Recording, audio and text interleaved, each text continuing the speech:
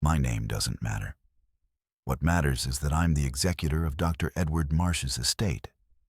And 3 months ago, I found something in his belongings that I still don't know what to do with. Journals. Detailed, methodical, scientific journals documenting something that shouldn't be possible. Edward died in January 2022 at age 74. He was a linguist, retired professor from University of Washington, specialized in language acquisition and communication theory.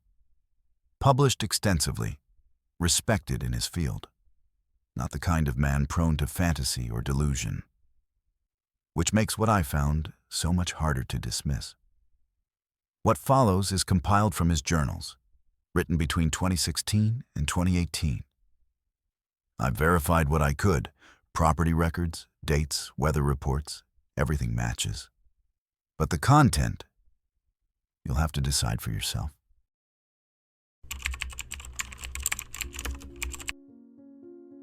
I bought the cabin in March. 10 acres in the Cascade Mountains, northern Washington, 30 miles from the nearest town. Remote enough that I can think, isolated enough that no one bothers me. I'm 68 years old.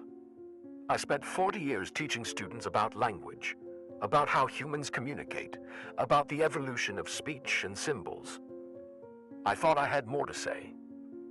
Thought I'd write the definitive book on language origins. Turns out I'm just a tired old man who wanted to disappear into the woods. The cabin is small, but well built. 1 bedroom, main room with a fireplace, small kitchen. No internet, no television. Just books, my notes, and silence. Perfect. Except it's not silent. 3 weeks after I moved in, I started noticing things. Food disappearing from my porch. I'd leave scraps out for raccoons. But something was taking much larger quantities. Garbage cans knocked over, not by bears. I know bear damage. But by something else. Something strong enough to tear a metal lid clean off. And the sounds at night. Footsteps, heavy, slow, circling the cabin. I told myself it was elk or bear, despite the evidence. Then I found the footprint. June 8th, morning after a rain. Clear as day in the mud near my woodpile. 17 inches long, human-shaped, 5 toes, heel, arch, but massive. And the stride length between prints was at least 6 feet. I'm a scientist. I deal in evidence and analysis. I looked at that print and knew exactly what it suggested. I also knew how insane that suggestion was. I took photographs, measurements, made a plaster cast. Then I did what any rational person would do. I left food out intentionally, not scraps, real food. Apples, dried meat, fresh bread. I placed it at the edge of my property line, near the tree line, and went inside. The next morning, it was gone. I did it again, same result. The third night, I stayed up, watched from my window. Lights off, curtains cracked. At 2:47 a.m. he came. I say he, because the size and build were unmistakably male. 8 feet tall, maybe more. Broad shoulders, muscular frame, covered in dark reddish-brown hair. He moved through the forest with surprising quietness for something so large, stopping at the tree line. He stood there for 10 minutes, just watching my cabin, assessing, deciding if it was safe. Then he approached the food, picked it up in hands that were human-like but much larger, and retreated into the forest. I sat in my chair shaking, not from fear, from excitement. A Sasquatch, a real, living Sasquatch, on my property. I'm a linguist. I've spent my life studying how humans developed language, how we communicate, how we learn. And here was a hominid, possibly the closest living relative to humans, right in front of me. The question that consumed me instantly: could he learn? Could he communicate? I had to know.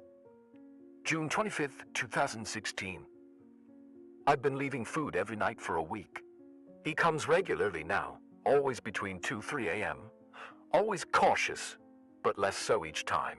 Tonight, I left the food in a different spot. Closer to the cabin, in a clearing where the ground is soft dirt. After he took the food, I waited until morning, then went to the spot. Drew a simple symbol in the dirt with a stick. A circle. Basic, universal. Left more food beside it. June 27th, 2016. The food was taken. The circle was undisturbed, but there were prints all around it. He'd examined it, studied it. I drew a triangle this time, and a square. Simple geometric shapes. June 30th, 2016. Food taken, shapes undisturbed. But he'd touched them. I could see where his fingers had traced the edges of the triangle. Carefully, deliberately. He was trying to understand. July 15th, 2016. I've been drawing more complex symbols. A tree, a sun, a simple stick figure. He examines them each night, touches them, sometimes smudges them accidentally. But tonight was different. I drew a circle and a line. Basic symbol for sun. Left the stick beside it. This morning, in the dirt 3 feet away, there was a crude mark. A curved line, intentional, not an accident. He tried to copy it. My hands are shaking as I write this. Do you understand what this means? He's not just observing. He's attempting to communicate back. I'm going to teach him, systematically, scientifically. I'm going to try to establish communication with a Sasquatch. If this works, God, if this works, everything changes. July 20th, 2016. I saw him more clearly tonight. I left the porch light on, dim, not threatening. He stayed at the edge of the light, but I got a good look. He's old. I can tell by the silver in his hair, the way he moves, careful, experienced. His face is heavily scarred. One eye has a cloudy look to it. This isn't a young creature. This is a survivor. He watched me through the window, made eye contact, held it. Intelligence. Unmistakable, profound intelligence in those eyes. I opened the window slowly, spoke to him. I'm not going to hurt you. I just want to understand. He tilted his head, listening. Maybe not understanding the words, but understanding the tone. Then he took the food and left. But before he went, he looked back at my symbols in the dirt, studied them for a long moment. He's thinking about this, processing it. August 3rd, 2016. I've started calling him Solomon. I don't know why. The name just fits. Something about his bearing. Dignified, thoughtful, ancient. Solomon has been reproducing my symbols more accurately. Still crude, his fingers are large, his fine motor control limited compared to human hands. But the intent is clear. I draw a circle. He draws a circle. I draw a line. He draws a line. Tonight, I drew both. Circle and line together. My symbol for sun. Then I pointed at the actual sun, just setting over the tree line. Solomon watched me point. Looked at the sun. Looked at the symbol. He made a sound. Low, resonant, coming from deep in his chest. Not threatening. Almost like acknowledgement. Then he drew the symbol himself, circle and line, his version of sun. He's not just copying, he's connecting symbol to meaning. This is real. This is actually happening. September 12th, 2016. 3 months since this started. Solomon comes almost every night now, stays longer, sits sometimes just beyond the porch light, and watches me work on the symbols. I've introduced more concepts. Water, wavy lines. Tree, vertical line with branches. Food, circle with dots. Night, filled circle. Day, empty circle. He's learned them all. Can reproduce them. More importantly, uses them in context. Last week before dawn, he drew the day symbol in the dirt, then pointed at the eastern horizon, predicting sunrise. He understands time, anticipation, future tense. I've started the alphabet. Just vowels so far, A, E, I, O, U. I sound them out, point at the letters, repeat. Solomon watches intently, makes sounds back, not the same sounds. His vocal anatomy is different. But he's trying. This is everything I've worked toward my entire career.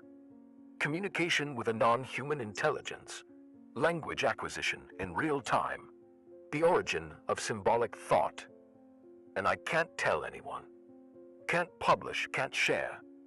Because the moment the world knows Solomon exists, they'll come for him. Hunters, researchers, government. He'll never be safe again. So this is just for me. For us. A private revolution in understanding. November 1st, 2016. Winter is coming early this year. Solomon knows. He's been more active, taking larger quantities of food, preparing. But he still comes for the lessons, still sits in the cold and practices his letters. Tonight, something remarkable happened. I wrote his name, Solomon, sounded it out slowly. Then I wrote mine, Edward, pointed at him. Solomon, pointed at myself, Edward. Solomon stared at the words for a long time. Then he reached out with one massive finger and touched the letters of his name. Slowly, deliberately. He pointed at himself, made a sound. He understood. Those symbols represented him. That's when I realized we weren't just communicating anymore. We were becoming something more. Friends, maybe. Teacher and student. Two intelligent beings from different species, finding common ground in symbols drawn in the dirt. Then Solomon did something that made me catch my breath.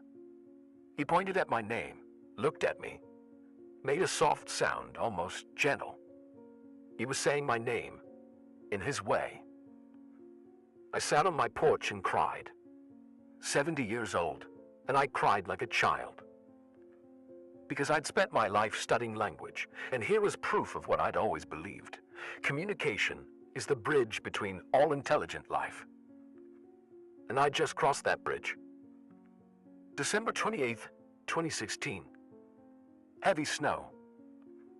Solomon hasn't been by in 3 days. I'm worried, but I know he's probably hunkered down somewhere, waiting out the storm. The wood around my cabin is pristine white. And this morning, I found something that made my heart stop. Written in the snow, in clear, deliberate marks made by a large finger, A. Just the letter A. My first letter. The one I'd taught him 6 months ago. He'd come during the night, seen the fresh snow, and left me a message. He's not just learning. He's initiating, creating communication on his own. Solomon isn't a subject anymore. He's a participant. God help me, what have we started? January 2017. The winter has been brutal, but Solomon comes anyway. Not every night. The weather is too harsh sometimes. But 3-4 times a week, I'll hear the familiar heavy footsteps and find him waiting by the teaching spot. I've moved our lessons to the covered porch when possible. Set up a large slate board, easier than drawing in frozen ground. Solomon seems to appreciate this. He can see the letters more clearly, practice without crouching in the snow. His progress is remarkable. We're through the entire alphabet now. He can reproduce every letter with increasing accuracy. His A's are still shaky, his S's irregular, but they're unmistakably intentional. More importantly, he's starting to combine them. February 14th, 2017. Today I taught Solomon his first complete word beyond his name. Tree. I wrote it on the slate, pointed at the massive pine beside my cabin, repeated it multiple times. Solomon studied the word, studied the tree. Then he reproduced the letters. T-R-E-E. Not perfect. His R was backwards, but readable. I pointed at other trees. Tree, tree, tree. Solomon made a sound, his approximation of the word. His vocal cords can't produce our phonemes exactly, but the attempt was there. A deep, rumbling tree. Then he did something unexpected. He walked to 3 different trees, touched each one, and made his tree sound at each. He wasn't just memorizing, he was generalizing. Understanding that the word applied to all trees, not just one specific tree. This is language acquisition. Real, genuine language learning. I'm watching something that happened to our ancestors millions of years ago. The moment symbolic thought connects to reality. March 8th, 2017. Solomon now knows roughly 30 words, mostly nouns, concrete things he can see or touch. Tree, rock, water, food, snow, night, day, cold, fire. But today I tried something more abstract. I wrote, friend, pointed at him, pointed at myself, placed my hand over my heart. Solomon watched carefully, touched his own chest, made a questioning sound. I nodded. Friend. You and me, friends. He studied the word for several minutes. Then he wrote it himself on the slate. F-R-I-E-N-D. And then he did something that made me understand just how much he comprehended. He placed one massive hand on the slate, fingers spread, gestured for me to do the same. I placed my hand next to his. The size difference was staggering. My hand looked like a child's beside his.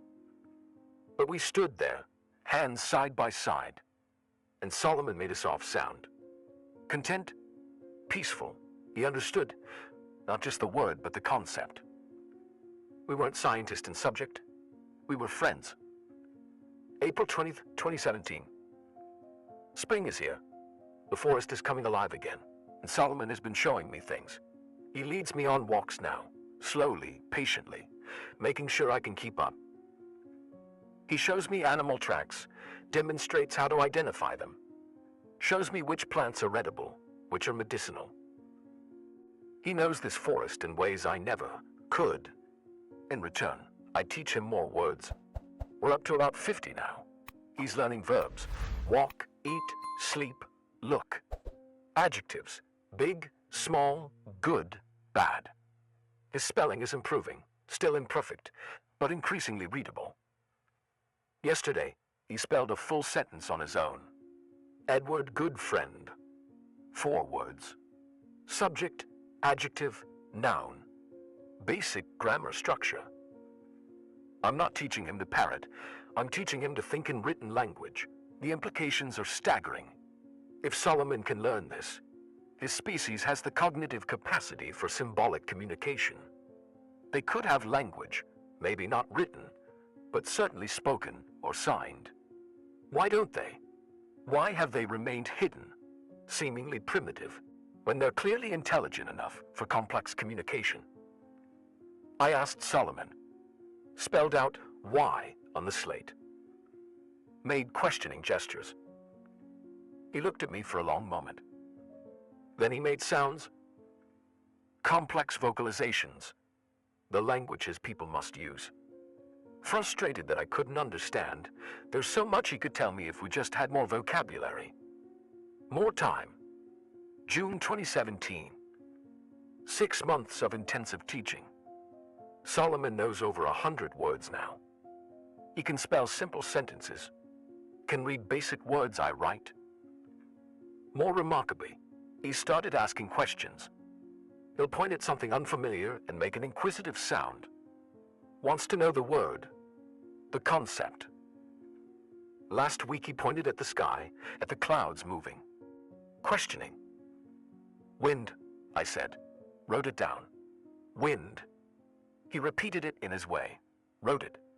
Then he pointed at other things that move, branches swaying, leaves falling, making connections. Solomon isn't just learning individual words. He's building a conceptual framework, understanding how language structures reality. We sit together most evenings now. I'll read to him from simple books, pointing at words, explaining. He can't read full sentences yet. That would take years of practice. But he's trying. Sometimes he brings me things. Interesting rocks, unusual plants. Once a bird's nest, delicately carried in those massive hands. Gifts. He's giving me gifts. The isolation I craved when I bought this cabin has transformed into the most meaningful relationship of my life. And it's with someone I can barely speak to. But we understand each other. That's what matters. September 15th, 2017. Solomon spelled his own sentence today without prompting. Solomon learned more. 3 words. A complete thought. A desire expressed independently. He wants to continue, wants to expand his knowledge. I'm teaching him new concepts. Time words. Today, tomorrow, yesterday. Emotional words. Happy, sad, afraid. Relationship words. Family, mother, father. When I taught him family, Solomon became very quiet, drew the word multiple times, then pointed into the forest, made sounds. You have family? I asked, wrote it down. He nodded. He's learned that gesture from me. Then he held up fingers. 3, 4. I couldn't tell exactly. There are others. His family. His tribe, maybe. Where? I wrote. Solomon pointed north. Deep forest, far from here. Why are you here? I wrote. Why not with them? He struggled with this. Didn't have the vocabulary to explain. He spelled Solomon old. Old? Yes, I said. Are you alone because you're old? He made a sound.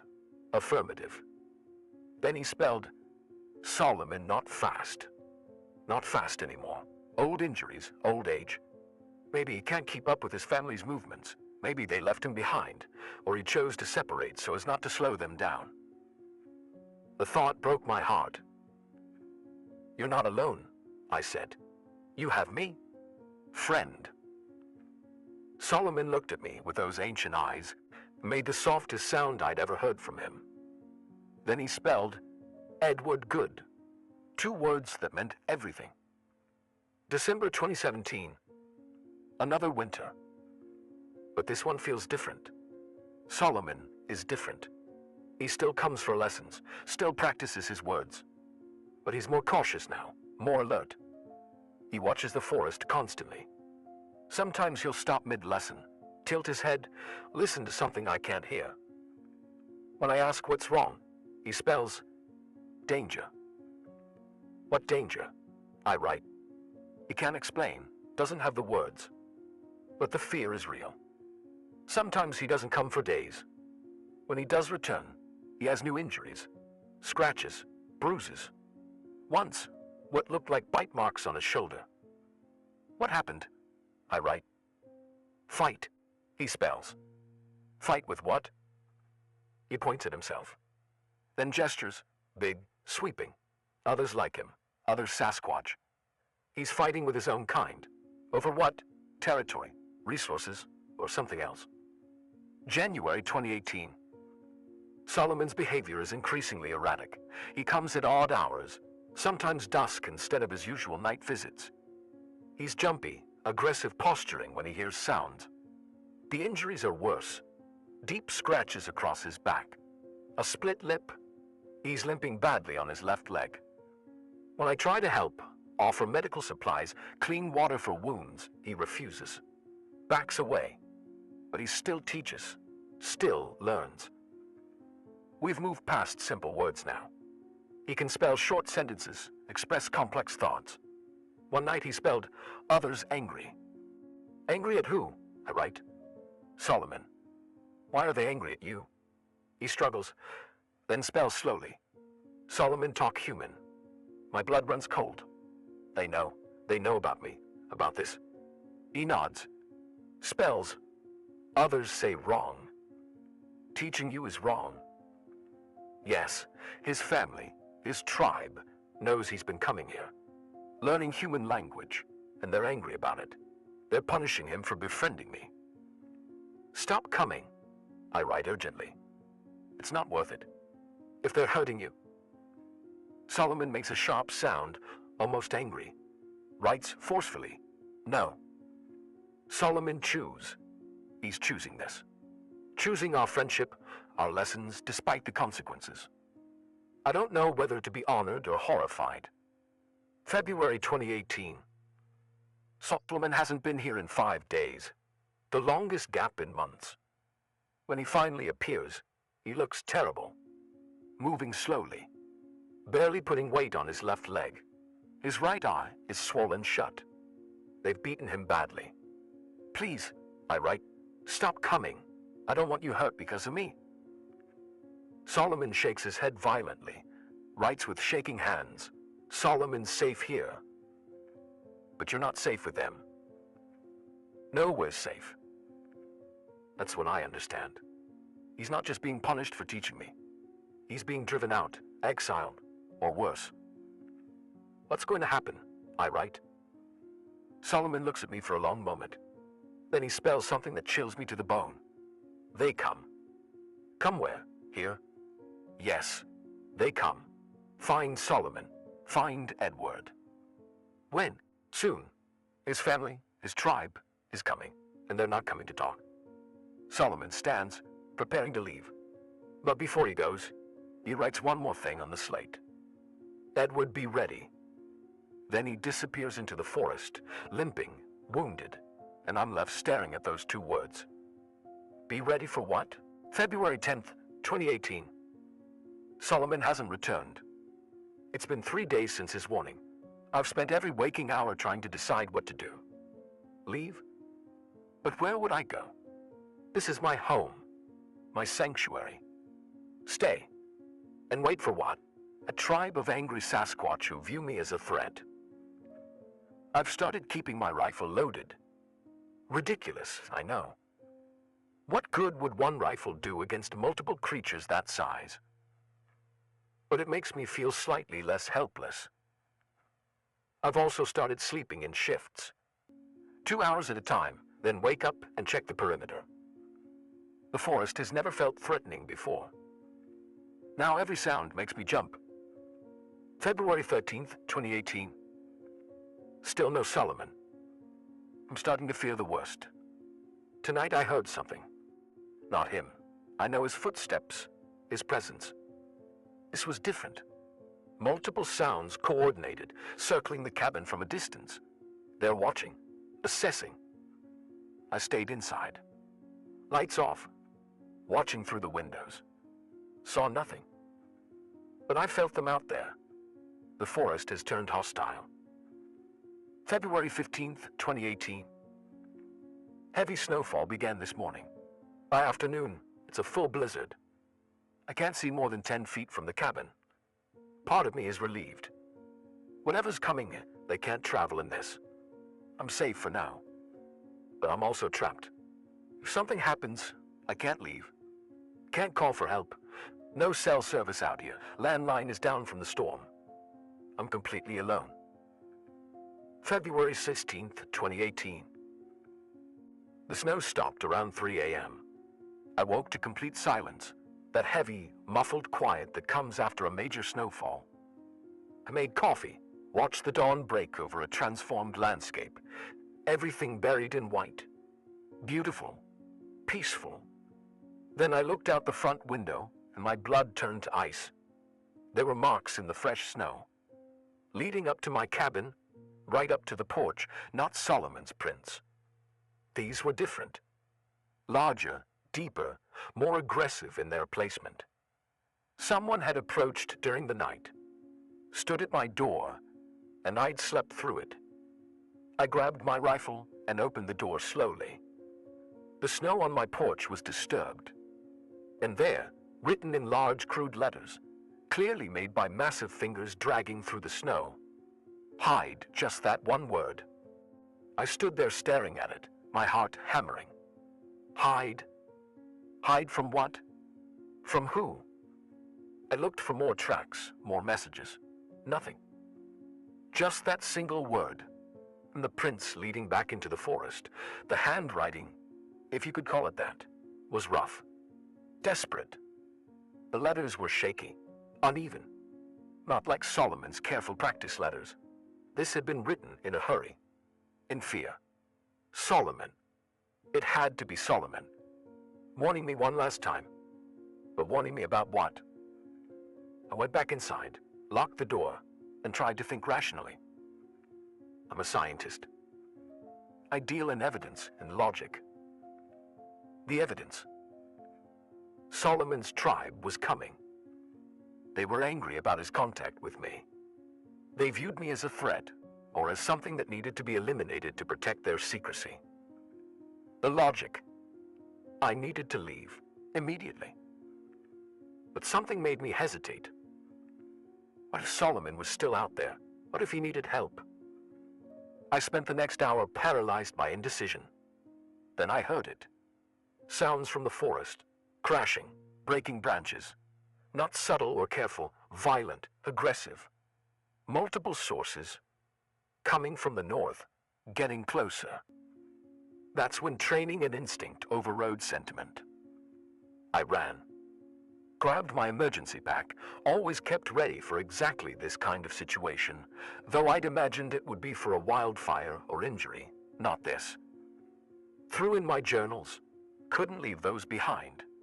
Solomon's slate with his last lesson still on it. My phone, though it was useless out here. The sounds were getting closer. I could hear vocalizations now, deep, resonant, angry. Communication between them. I looked out the back window, saw them. 3 figures emerging from the tree line. Massive, larger than Solomon, moving with purpose toward the cabin.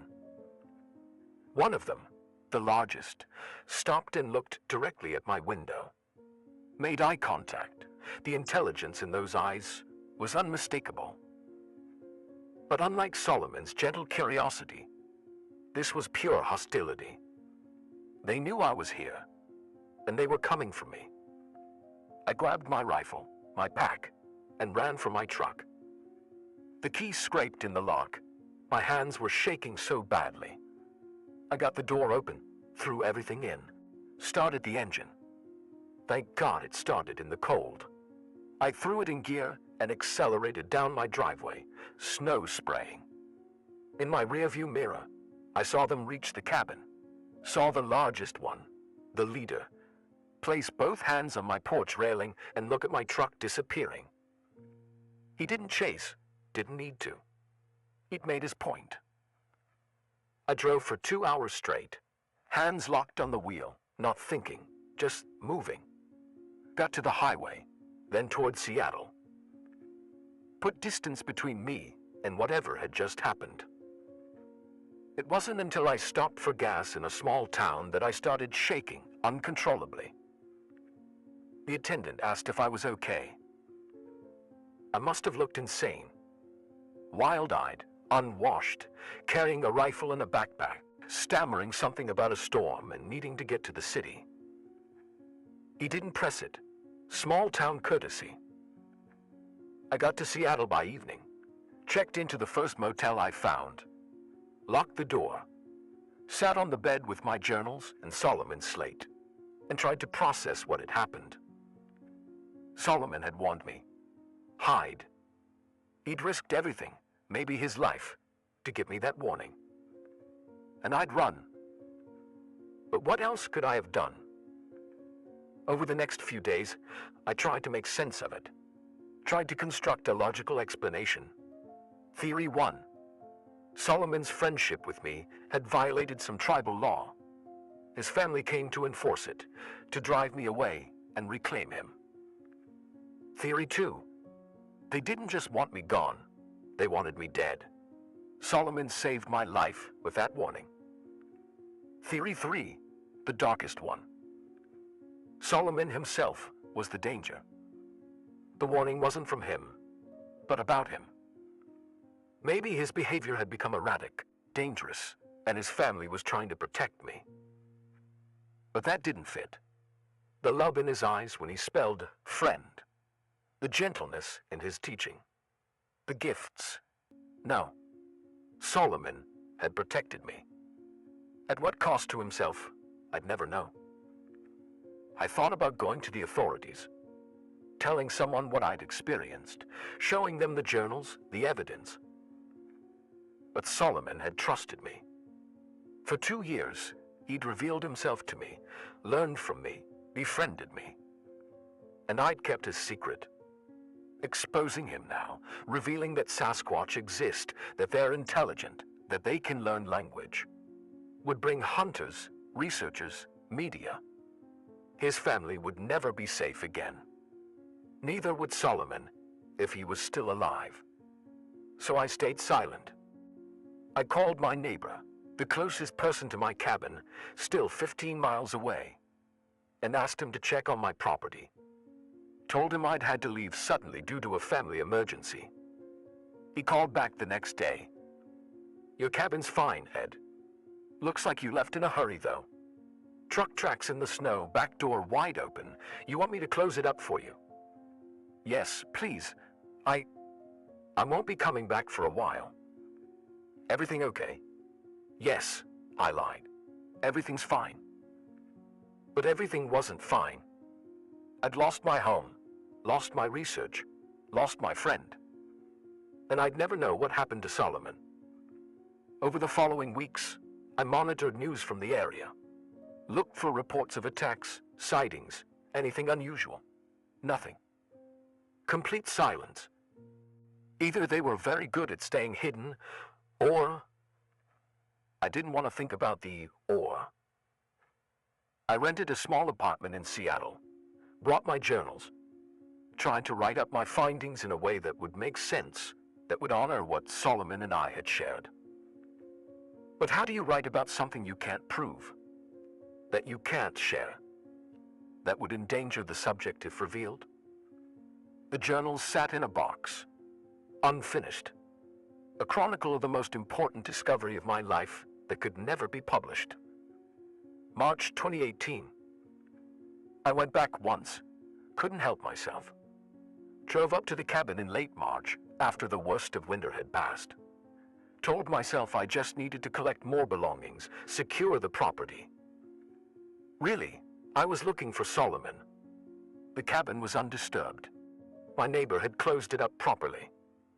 Everything inside was as I'd left it, except colder, dustier, abandoned. I walked the perimeter, looked for signs, prints, messages, anything. Found nothing. The teaching spot was covered in old snow, partially melted. Our slate board was still on the porch, weathered but intact. Solomon's last lesson, Edward Good, still faintly visible. I called out, spoke to the empty forest. "Solomon, if you're there, if you can hear me. I'm sorry I left. I'm sorry I couldn't protect you. I'm sorry for whatever they did to you because of me." The forest gave no answer. I spent an hour there, waiting, hoping. Then I packed more belongings, locked up the cabin, and left. I never went back again.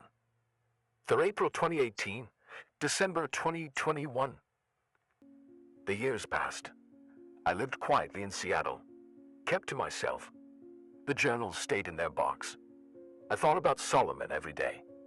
Wondered if he was alive, if he was okay, if he ever thought about our lessons, our friendship. Sometimes I dream about him. Dream that he came to Seattle, found me, spelled out messages on the sidewalk. Wake up and feel the crushing weight of reality. He was gone. That chapter of my life was closed. I developed cancer in 2020, pancreatic, the kind that doesn't leave many options. As I got sicker, the question haunted me. What do I do with the journals? With Solomon's story? Die with it? Let it disappear or share it? Let the world know what I discovered, even if they don't believe. In the end, I chose a middle path. I added you as executor to my estate. Left instructions that you could decide what to do with my research. I'm passing the burden to you, because I honestly don't know the right answer anymore. Solomon deserved to be remembered, deserved to have his intelligence, his friendship, his sacrifice recognized.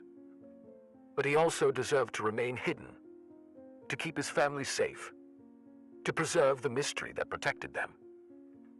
I kept his secret for 4 years. Now it's your choice. Whatever you decide, know this: Solomon was real. Our friendship was real. And for 2 years, I experienced something that changed how I understand intelligence, communication, and what it means to be human. He taught me as much as I taught him. Maybe more. This is the executor speaking again. I found Edward's journals in a locked, fireproof box in his apartment closet. 23 notebooks, meticulously dated, filled with observations, sketches, and lesson plans. Solomon's slate was there too, wrapped carefully in cloth, those final words still visible. Edward Good. Also in the box, photographs. The plaster cast of that first footprint.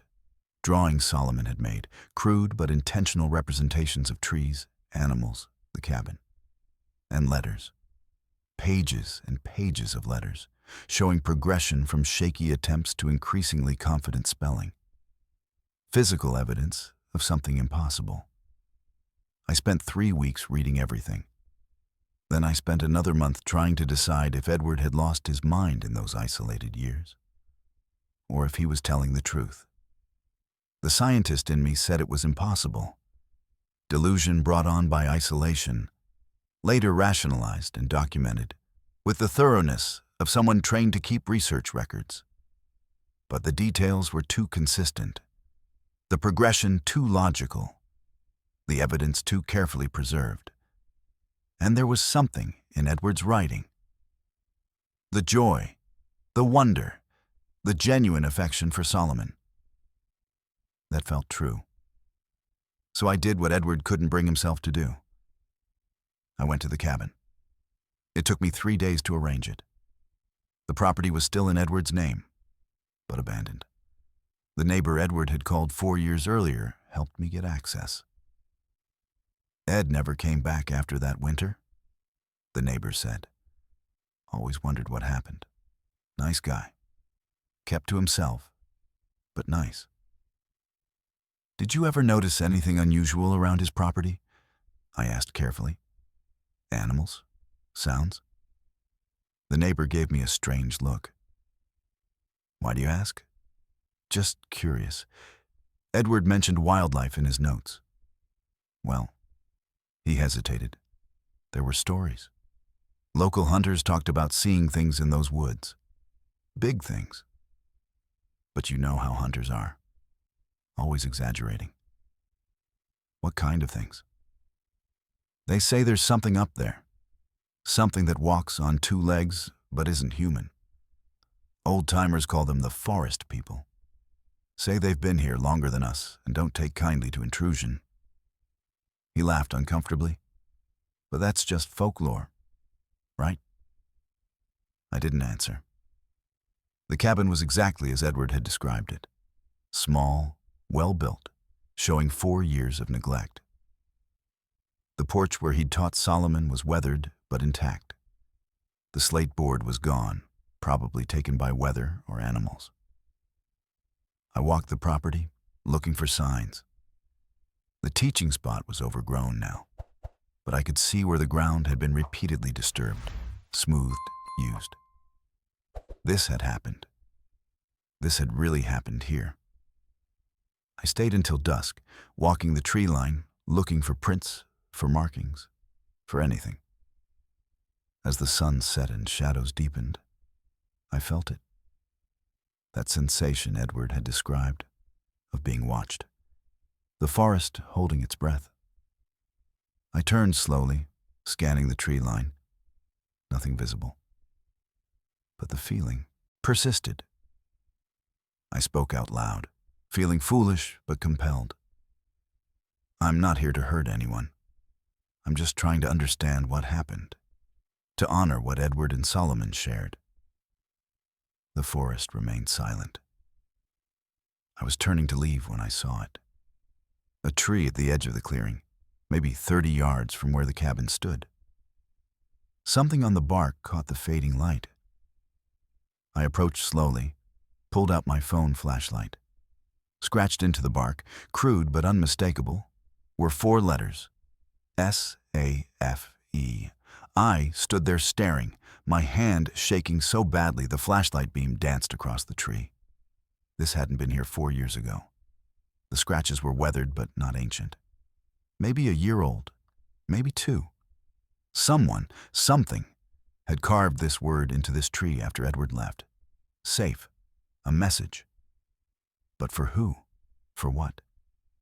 Was Solomon telling Edward he was safe? That Edward had made it to safety? Or was Solomon saying he himself was finally safe? That the danger had passed? Or was it a marker? A territorial sign meaning this place was now safe, that the threat had been dealt with. I took photographs from every angle, measured the height of the scratches, about 7 feet up, requiring significant reach. Took bark samples, though I had no idea what I'd do with them. Then I did something impulsive. I pulled out a permanent marker from my bag and wrote on a smooth section of bark beside Solomon's message. Solomon, Edward remembered you. You were loved. It was stupid, sentimental. Solomon probably couldn't read cursive, if he could still read at all, if he was even alive. But I needed to leave something, needed to close this loop. I stayed at the cabin until full dark, then hiked back to my car and drove to the motel. That night, I made my decision. I would not publish Edward's journals, would not reveal Solomon's existence to the world, would not bring researchers and hunters and government agencies into that forest. Edward had protected Solomon for 4 years by staying silent. I would continue that protection. But I would tell the story, anonymously. Change names and locations just enough to provide plausible deniability. Share it as a mysterious account that people could believe or dismiss as they chose. Let it be folklore. Let it be legend. Let people wonder. Because the alternative, proving it, exposing it, would destroy what Edward and Solomon had built. A bridge between species, a friendship across impossible divides, a trust earned over 2 years of patient teaching and learning. Some things are more important than proof. Some relationships deserve to be protected even after they end. 6 months later, I'm releasing this account now, with Edward's journals secure in a safe deposit box that will remain sealed. The location of the cabin has been obscured. Names have been changed. Dates have been slightly altered. If you believe this story, you'll believe it without proof. If you don't, no amount of evidence would convince you anyway. But I want you to know what Edward learned in those 2 years. That intelligence isn't uniquely human. That language can bridge any divide. That friendship doesn't require similarity, just mutual respect and patience. That there are beings in this world who think and feel and communicate in ways we're only beginning to understand. And that sometimes the greatest discoveries are the ones we choose to keep secret. Edward spent the last 4 years of his life carrying the weight of Solomon's friendship, the joy of it, the loss of it, the impossible choice of whether to share it or protect it. In the end, he chose protection. He chose Solomon. I'm making the same choice, but I'm also choosing to remember, to honor, to ensure that somewhere, someone knows that Dr. Edward Marsh wasn't crazy or delusional or lonely. He was a scientist who made first contact with another intelligent species and handled it with grace, respect, and love. And somewhere in the forests of Washington State, if Solomon is still alive, I hope he remembers too. I hope he knows that Edward never stopped thinking about him, never stopped caring, never betrayed their trust. I hope he looks at trees and remembers drawing letters, looks at the snow and remembers spelling words. I hope, in whatever way his people remember, that he tells stories about the old human who taught him to write, who sat with him on cold nights and shared food and knowledge and friendship. Because that's what this was, ultimately. A story about friendship, about two beings from different worlds finding common ground in symbols and patience and mutual curiosity. Edward wrote in his final entry, "Solomon taught me as much as I taught him." I understand that now.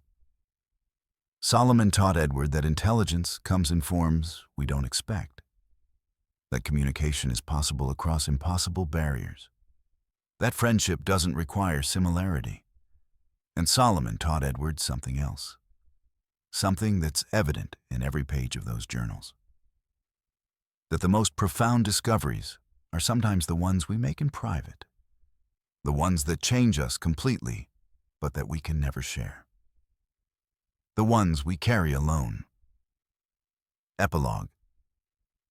Last month, I went back to the cabin one final time, brought Edward's ashes, scattered them at the teaching spot where he and Solomon had spent 2 years building something unprecedented.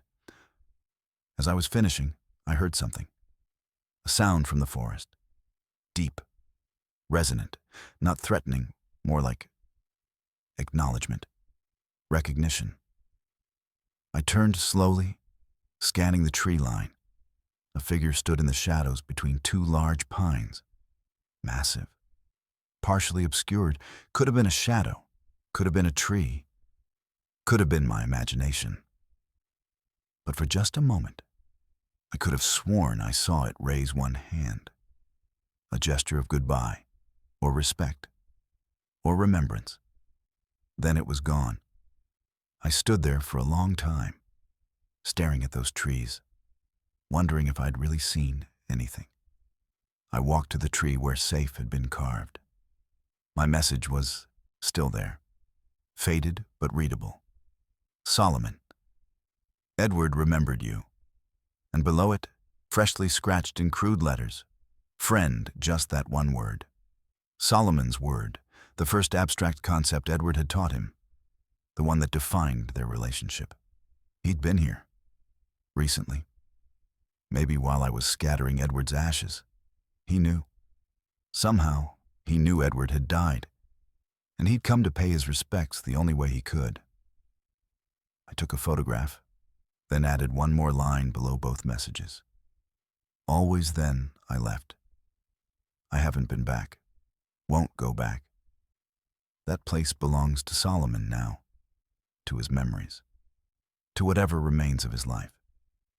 But I think about it often, about Edward and Solomon, about their improbable friendship, about the lesson plan that became something more, about a linguist who taught a Sasquatch to write, and in doing so, learned what language really means. Not just communication, but connection, understanding, love. Edward's journals will remain sealed. Solomon will remain hidden. Their story will be legend, not fact. But it happened. In a small cabin in the Washington Mountains, for 2 years, 2 intelligent beings from different species met and found friendship. They learned from each other. They protected each other. And when danger came, one of them sacrificed everything to save the other. That sacrifice was Solomon's final lesson, the most important word he ever wrote. Hide. Not a command, a gift. The gift of survival, of safety, of love expressed in the only way he could manage in that moment of desperate urgency.